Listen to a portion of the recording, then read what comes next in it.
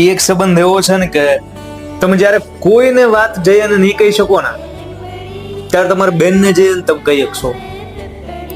અને રમત રમતમાં કંઈક એવું સોલ્યુશન આપી દેશે કે આપણે આખો દિવસ વિચારીને આપણને હમણાં બે પ્રોબ્લેમ ઊભા થયા હોય, આપણે વિચાર્યા હોય તો, પણ એ રમત રમતમાં છે એનું સમાધાન કાઢી દેશે. એટલે જો તમારે બેન છે તો બહુ કદર કરવી જોઈએ, એમની બહુ રિસ્પેક્ટ કરવી જોઈએ. કેમ કે છે ને આજીવન તમે જ્યાં રહ્યો છો એ ઘરમાં નથી રહેવાના સાથે, એને ઘર ચેન્જ કરવાનું છે અને એ બાકીના આખા જીવન માટે. એટલે જેને બેન નથી એને જઈને પૂછો કે બેન શું છે. કેમ કે બહુ મતલબ